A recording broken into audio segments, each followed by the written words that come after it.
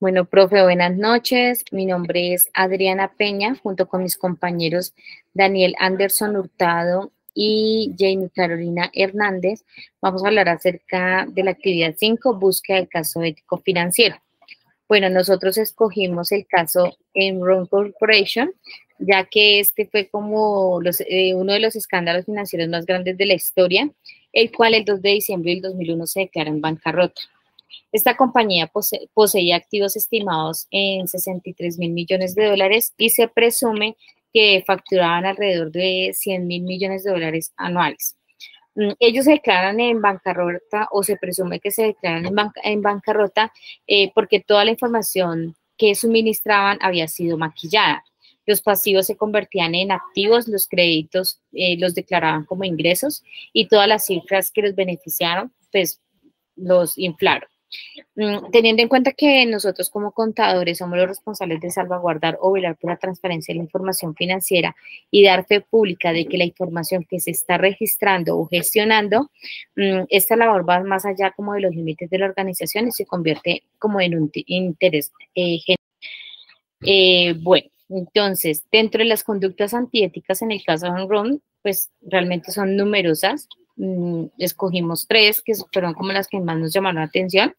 Tenemos falseando documento público, porque alteraron los estados financieros cuando registraban ingresos ficticios, los cuales pues obviamente ponían un valor presente, los flujos de negocios que pues no estaban materializados, los que formaban parte de los beneficios a la firma energética.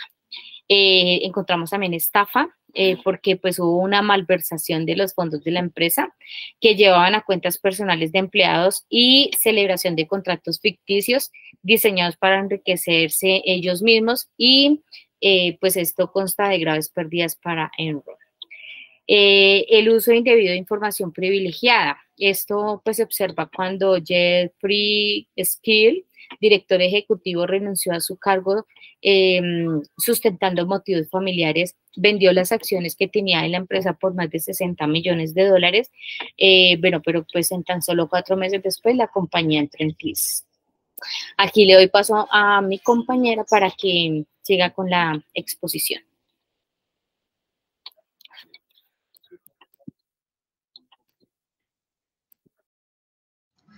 Continuando con la actividad, tenemos que entidades nacionales e internacionales tendrían la competencia para sancionar a los protagonistas de dichas conductas. La SEC protege a los inversionistas y mantiene la integridad de los mercados de valores y combate el fraude en el sector de inversión de valores. Los protagonistas de esta historia fueron Jeffrey Skinley y el señor Kenneth Lay. Skinley, en el caso civil contra el exdirector ejecutivo de Enron, en el tribunal prohibió permanentemente a que se desempeñara como funcionario o director en una empresa que cotiza en la bolsa. Fue condenado por el Jurado Federal de Houston por cargos de fraude de valores por realizar declaraciones falsas y fue sentenciado a 24 años de prisión y se le impuso una indemnización por $45 millones.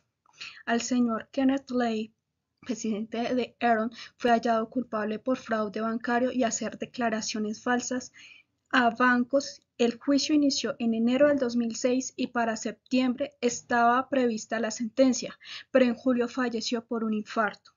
La ley Sarbanes-Oxley, creada como norma para las compañías de la bolsa y de la contabilidad, fue diseñada para proteger las inversiones de los accionistas y del fraude.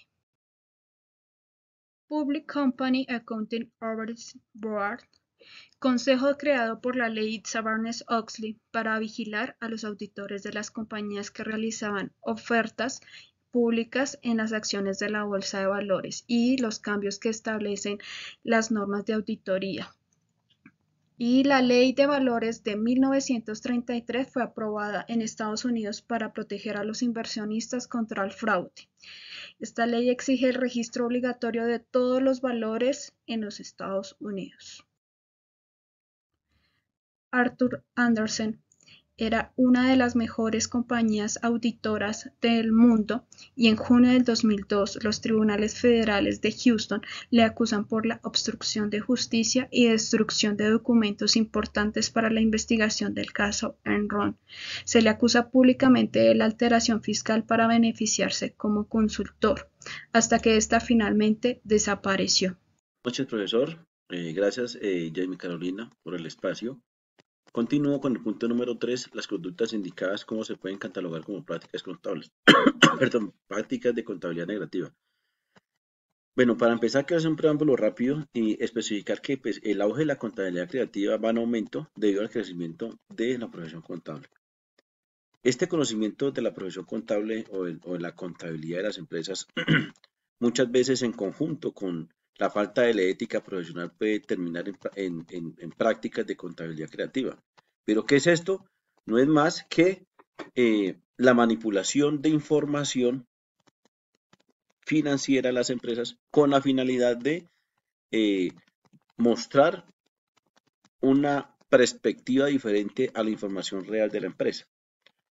Muchas veces en el caso, como en el caso de Enron, pues esto es un claro ejemplo de cómo hay espacios en las normas contables que permiten que muchos contadores o profesionales de la contabilidad de forma antiética pueden maniobrar en esos espacios grises de la norma y hacer cosas que muchas veces no se deben hacer.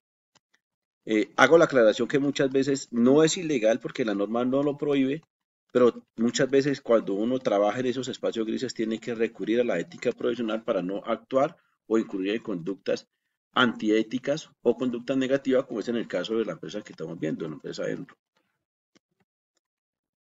Bueno, ¿qué principios éticos de la profesión fueron infringidos en Enron? Pues tenemos el principio de la integridad, puesto que se realizaban diversas maniobras en los estados financieros que no debieron haberse realizado en esta empresa, principio de integridad. El principio de objetividad, porque los auditores que realizaron las auditorías en estas empresas, auditores externos e internos, pues no fueron objetivos ni independientes, sino que actuaron en función de punto de propósito de personas externas o internas o terceros. Y otra norma infringida fue el comportamiento profesional. Conclusiones.